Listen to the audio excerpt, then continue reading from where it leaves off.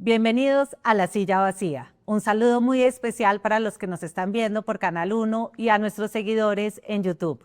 Soy Juanita León, la directora de La Silla Vacía. Hoy vamos a hablar del presupuesto, la ley más importante que discute el Congreso y que llega en un momento en que tanto el Senado como la Cámara están en duelo por la muerte del ex senador Miguel Uribe. Bienvenidos desde la redacción. Estamos con Gerson Ortiz, nuestro periodista estrella de La Silla Vacía que cubre el Congreso. Buen día, Gerson. ¿Cómo vas? Juanita, ¿qué tal todo?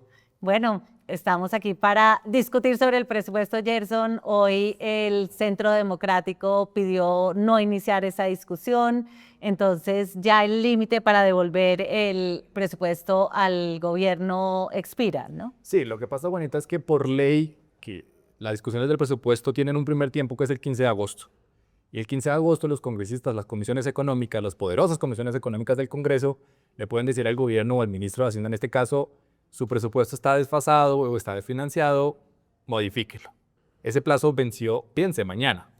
Pero como las comisiones económicas no se pusieron de acuerdo por el duelo de Miguel Uribe y el Centro Democrático pidió aplazar las sesiones, pues esa discusión ya no va a ocurrir. Es decir, no se va a devolver el presupuesto por más cuestionamientos que tiene, sino que se va a dejar esto para un segundo tiempo, que es el 15 de septiembre, en el que se tiene que definir el monto. Si nos mantenemos en los 557 billones que presentó el gobierno, que incluye una reforma tributaria, o se ajusta y se baja como lo están pidiendo los académicos, los tanques de pensamiento, el Comité de la Regla Fiscal y los congresistas de oposición. Gerson, miremos cómo explicó el ministro de Hacienda, Germán Ávila, el presupuesto que acaba de presentar.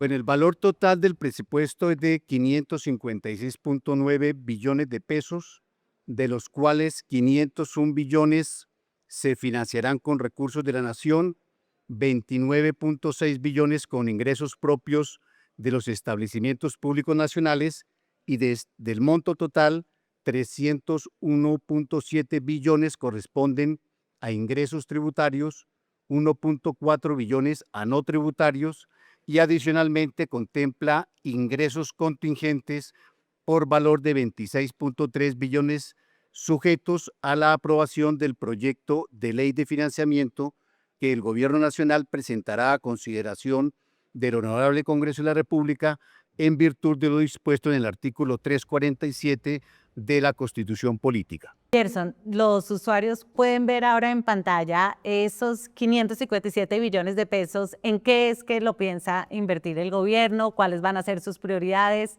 Miremos primero esta tabla. El presupuesto vuelve a subir de manera considerable. 40 billones de pesos después de tener un presupuesto por decreto que estaba desfinanciado, que fue el del 2025. Digamos que aquí el gobierno Petro dobla la apuesta, vuelve a tensar la cuerda y dice, ya saqué un presupuesto por decreto, voy a plantear otro presupuesto alto, que crece más de 40 billones en comparación con el anterior, pero con las complejidades, Juanita, es que ya al modificar la regla fiscal, el gobierno ya no tiene nivel de techo para endeudarse. Entonces perfectamente puede dejar endeudado las finanzas del Estado pensando en otro gobierno, porque ahorita lo que va a hacer, y siguiendo con la próxima gráfica, es ¿a qué le va a apostar Petro con su último presupuesto, que es del 2026? Claro, porque ahí vemos que hay una apuesta muy grande por el área de inclusión social. Esa plata, ¿dónde es que se va? Que es el tema de subsidios, que es el tema de cómo se va a financiar el pilar de la reforma pensional, que es el que le va a llevar esta especie de pensión a los adultos mayores, que se aprobó con la reforma pensional, que en todo caso está sujeta a que la Corte la termine de avalar. Pero digamos que es algo que Petro tiene muy en la mente pensando en cumplir esa promesa de campaña. Una promesa de campaña para que sería una cierta revolución social de lo que él planteó y pues es un año electoral, puede ser muy taquillero. También vemos que hay mucha plata para planeación, que es donde se va, digamos que a priorizar la estructuración de proyectos de inversión para las regiones. Ciencia y tecnología aumenta un poco, transporte, pero también encontramos que hay carteras castigadas. Igualdad, básicamente le dan la santa sepultura. Además, porque ya en el 27, pues si el Congreso no revive el ministerio, pues ya va a dejar de existir por el fallo de la Corte Constitucional. Deporte termina siendo castigado en un año de ciclo olímpico. Los deportistas están reclamando que aumente el rubro, pero digamos que el presidente siempre ha dicho que el Ministerio de Deporte para él no debería existir, ¿no? Que la plata debería dedicarse a temas de formación en los colegios y demás, pero seguramente eso va a ser uno de los temas de discusión.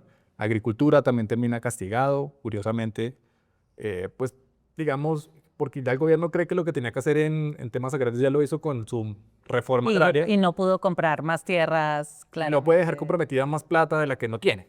Entonces, digamos que esas son las prioridades del gobierno de entrada, que es lo que el gobierno quiere sacar adelante en su último año, pero esto va a ser sujeto a si va a haber o no va a haber negociación del presupuesto en el Congreso, que es donde empiezan a modificarse las partidas o no. Gerson, en la historia que publicamos en La Silla Vacía, el periodista económico mostraba cómo, a pesar de este gran aumento en el presupuesto, ese aumento se va sobre todo a funcionamiento porque le van a pagar un salario mínimo a todos los soldados y policías de la reserva. Hay muy poquito de aumento en la inversión de infraestructura. Claramente este gobierno no pareciera estar interesado en hacer grandes proyectos de infraestructura porque solo lo suben 5 billones de pesos. Además, porque digamos que va en línea con lo que Petro ha criticado hoy, es el tema de las alianzas público-privadas, de entregarle más plata a las concesiones, Sarmiento Angulo, etcétera. Entonces, eso va mucho en la línea Petro. Entonces, se explica en ese sentido. Y ahí al final, Juanita, también empata con el tema de la deuda. Claro, que veamos esa gráfica que quizás es lo más novedoso de este presupuesto y es que va a pagar solo intereses, aunque aumenta la deuda, la manda para adelante. ¿Cómo es eso, Gerson? Lo que pasa es que esas ya son maniobras contables que le permite el haber modificado la regla fiscal. Entonces le permite, como en la casa de uno, ¿no? Entonces yo tengo una deuda con el banco y en vez de pagar el capital, lo que voy a pagar es más intereses. Eso es lo que estamos viendo en la novedad entre 25 y 26. ¿Esto qué va a significar, Juanita? Y es que al próximo gobierno le va a tocar llegar a lidiar con esa deuda, porque lo que está haciendo el gobierno Petro es mandar la deuda Hacia adelante. hacia adelante. Un tarjetazo para adelante. Un tarjetazo que, digamos, es una maniobra contable de casi todos los gobiernos, pero aquí se hace más evidente con otras operaciones internacionales, con temas de refinanciación en gobiernos europeos, por ejemplo, Los de BRICS. deuda en Suiza y demás. Pero pues claramente eso se enmarca dentro de la crisis fiscal en la que está el país y la que seguramente va a tener que afrontar el nuevo gobierno independientemente de qué línea sea. Entonces, Gerson, el presidente Petro dice, y lo dijo en ese gabinete televisado, no voy a recortar un peso de gasto social, de hecho lo sube. Tampoco va a pagar más deuda, sino que se endeuda más, pero la que le tocaba pagar en principio la manda para adelante a un gobierno que supongo que asume que no va a ser un gobierno de alguien cercano a él, porque lo va a dejar con la olla raspada, pero a toda. Que eso se va a ver, por ejemplo, es decir, el gobierno quiere tener plata para gastar de aquí a agosto del otro año.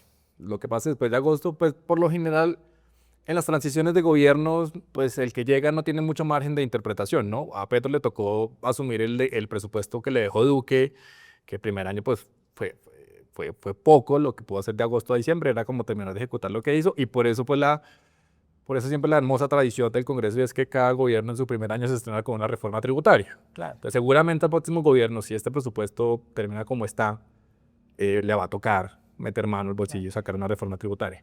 Gerson, este presupuesto que presenta el gobierno incluye sí o sí una reforma tributaria porque lo presenta desfinanciado en 26 billones. La CARF, que es esta entidad autónoma que evalúa cómo va el cumplimiento del gobierno con sus temas fiscales, dice que está desfinanciado en casi 40 billones.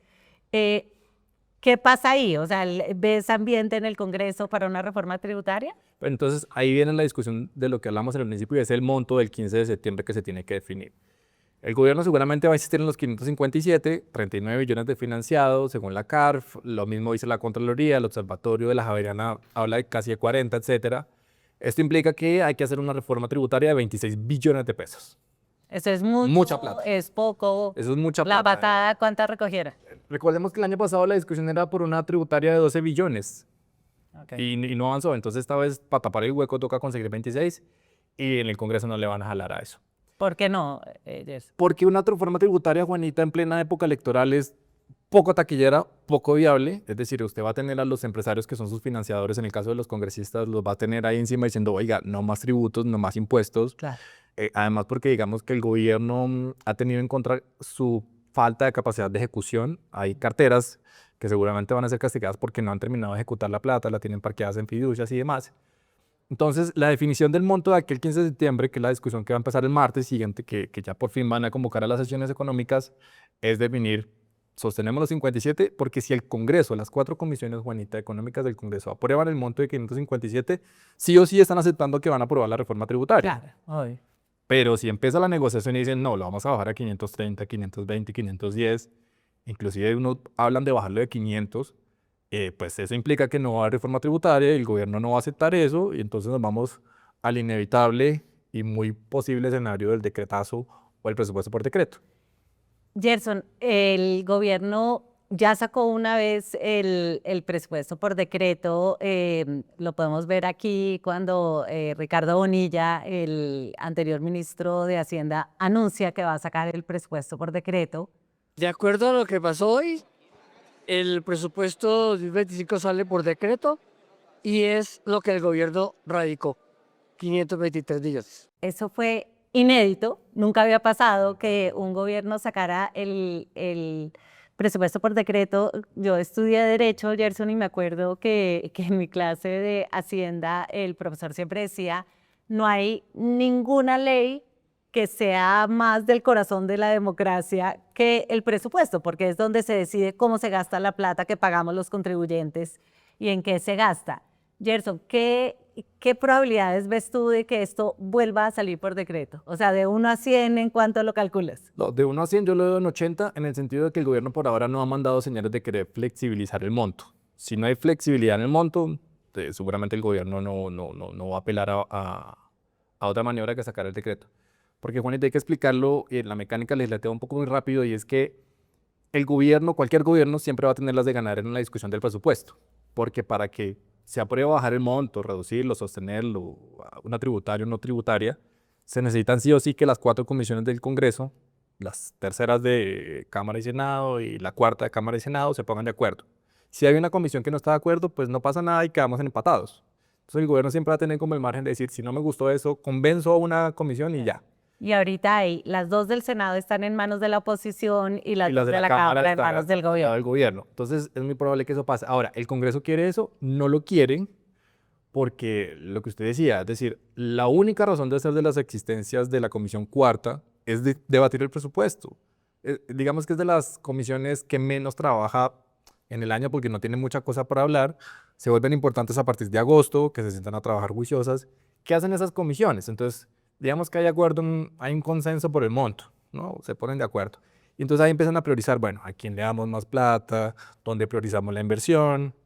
Los congresistas pueden bajar la plata para sus regiones, es decir, la gestión de un congresista se puede medir por control político, por sacar leyes, pero también por bajar plata a sus regiones. Claro. Entonces, un congresista que no pueda meterle mano al presupuesto y decir, necesito 100.000 millones para la carretera Paletara Cauca, ¿sí? Y si no lo puede hacer, pues es quitarle esa función propia de un congresista, ¿no? De su razón de ser, y es permitirle al gobierno maniatarlos y plantear algo que ya han sondeado algunos economistas, el tema de la dictadura fiscal.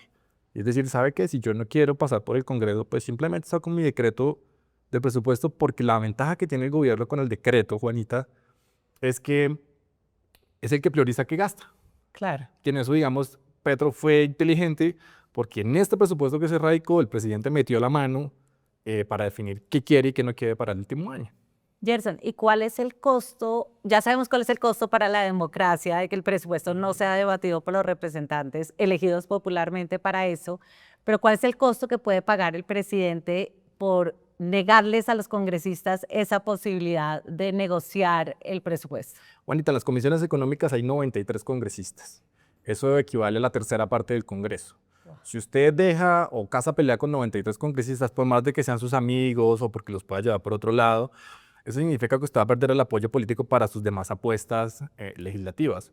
El Congreso, el gobierno, tiene de aquí a diciembre como su prioridad sacar adelante la ley de sometimiento, que es la ley de paz total, para tratar de meter un marco jurídico y poder desarmar a estas bandas criminales, que es una apuesta de Eduardo Montealegre.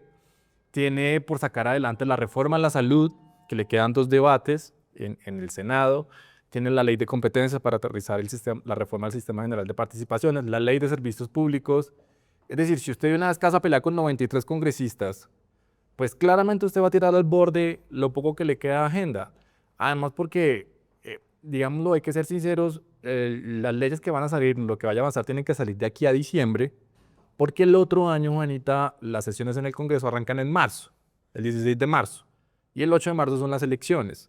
Es decir, cuando volvamos a sesionar en marzo, ya habrá un Congreso nuevo, diferente, con otras ambiciones, con otras aspiraciones. Entonces, lo que salió, salió, y lo que no salió, no salió. Entonces, es muy importante este timing de esta discusión del presupuesto para ver si el gobierno tiene la capacidad o la disposición de negociar ese monto, ¿no? Bajar las pretensiones, conceder las inversiones en las regiones o no, o tensa la cuerda y al final dice, ¿sabe qué? Ya con usted no Gerson, tengo nada. el año pasado lo sacó también por decreto y aún así pudo sacar una reforma tan ambiciosa como la pensional y la laboral.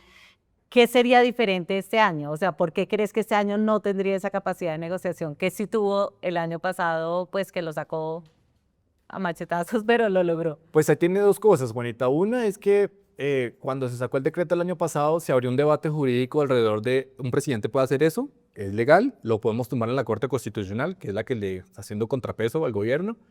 Y la respuesta, al menos en este caso, fue no. El Centro Democrático, ex viceministros del gobierno Duque, demandaron este decreto del presupuesto y en la Corte Constitucional dos magistrados, uno como Jorge Enrique Ibáñez, que ha sido Que le ha tumbado todo le al ha tumbado presidente. todo al presidente, inadmitió la demanda porque dijo que era muy floja, no tenía argumentos. Otro magistrado, Miguel Polo, también la rechazó, ¿no? Entonces, digamos, se sentó un precedente que si un gobierno al final ve que el Congreso no le quiere caminar, pues puede sacar el presupuesto por decreto y no está tan fácil tumbarlo en la Corte Constitucional. Eso por un lado. Pero del otro lado, el gobierno tiene en contra, Juanita, que ya perdió el muñeco de presionar o intimidar al Congreso vía consulta popular, ¿no? El año pasado, o este año que está terminando, la reforma laboral salió porque hubo una presión por el tema de la consulta popular, ¿no? Que se abatió y etcétera, pero que después se sacó por decreto, pero ese decreto sí se cayó en el Consejo de Estado. Entonces el gobierno ha perdido, digamos, fuerza en esas herramientas de presión que tiene frente al Congreso, pero también tiene por el otro lado el precedente de que el decreto del presupuesto no se lo tumbaron.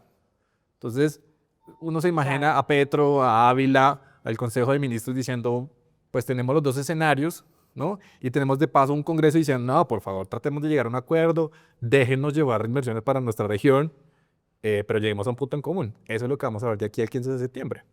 Ok, o sea que nos esperan unos meses de puja y del gobierno decidir si lo saca como quiere. ¿no? Ahora, si está desfinanciado y claramente con esto se elimina la posibilidad de una tributaria, ¿de dónde saca esos 26 billones? ¿Eso se endeuda más o simplemente comienza a recortar gastos?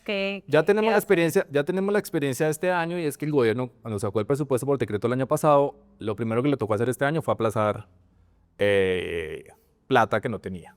Entonces, los 12 billones que estaban presupuestados en esa reforma tributaria que no se tramitó, pues tuvieron que aplazarse en otro decreto. Entonces, el gobierno quedó amarrado, pero con el poder de decir qué se quitaba y qué no se quitaba. Entonces, aplazó muchos temas en interior, en justicia, le quitó plata a los PEC, suspendió gastos para las concesiones. El Metro de Bogotá, de hecho, tiene suspendido unos recursos. Entonces, ahí, digamos, insisto, el gobierno siempre va a tener el sartén por el mango vía decreto, vía ley, etcétera. Ya la cuestión es, pensando en próximos gobiernos, si van a seguir utilizando este elemento para negociar o para decir, aquí yo tengo la autoridad. Supongo que con esto el gobierno también le quita a los congresistas como una herramienta política de conseguir votos en sus regiones y decir, esta plata la bajé yo, esa sacada de pecho la van a poder hacer solo los congresistas del pacto histórico y me imagino que eso está también ahí en los cálculos, ¿no? Seguramente porque de todas maneras, si bien el congresista no va a sacar pecho por decir, con esta proposición yo logré sacar 100.000 millones para el acueducto de Chiquinquirá, pues el gobierno tiene el sostén, tiene la posibilidad de decir, tengo una partida aquí en el ministerio, señor congresista, usted nos ha ayudado, hemos sido aliados, etcétera, pues lo mandamos para allá. Yo lo puedo hacer, pero lo hago bajo mis condiciones. Claro. No es porque usted me chantajee, sino porque yo digo, quiero darle o no darle. Digamos que en ese ejercicio, Juanita, Benedetti, Armando Benedetti, ministro del Interior, ha sido más sagaz que sus antecesores. Benedetti, bien o mal, pues sacó adelante el tema de la reforma laboral estando ahí encima, ¿no? Destrabó la salud de Cámara, de él con su magia, como el mismo Petro le dice, pues está tratando de ambientar esta mayoría chiquita, pero pues por mucho que Benedetti lo intente, si al final el presidente dice no, pues no va a pasar. Claro, y ya hemos visto que en este gobierno la palabra del presidente es la que cuenta, ¿no? Él puede reversar decisiones de sus ministros, lo ha hecho y me parece que en esa elocución él fue muy claro en que se iba a meter también en el decreto de liquidación del presupuesto, que ya lo dejan firme. Claro. Pareciera que él ve en este presupuesto como su última carta para asegurar su legado para las elecciones del 2026, o sea que es improbable que esté muy dispuesto a negociar. Es muy improbable y al final esto también va a poner en cintura o va a poner a prueba a Germán Ávila, que es el cuarto ministro de Hacienda de este gobierno. De los 60 ministros que han cambiado ya, pues no es que sea inédito que haya tanto ministro de Hacienda en un gobierno, porque de hecho Duque tuvo 2, 3, pero sí es muy curioso que a los ministros de Hacienda que les toca llegar, les toca enfrentar estos chicharrones, ¿no? Como que decir, bueno, ¿saben qué? No quiero presupuesto por ley, sino que lo quiero por decreto. Y es defender esa idea porque, pues, es una orden que les ha dado el presidente. Claro. Es mi punto de negociación y de ahí no me muevo. Y Ávila lo primero que dijo cuando llegó a ese ministerio fue, yo no le voy a decir no al presidente, que eso también es un poquito inédito en un ministro de Hacienda, pero creo que todo esto nos apunta a que será otra vez otro caso inédito de aprobación de un presupuesto seguramente sin mucha discusión. Y Gerson, ¿esto qué precedente crea? O sea, porque después de esto, ¿será que ya esa función tan básica y tan importante en una democracia de que sea el Congreso el que discute un presupuesto va a ser cosa del pasado, como ahora son cosa del pasado las ruedas de prensa con el presidente desde que Duque las acabó, nunca se volvieron a reinstalar? De que se autoentrevistaba. Exacto.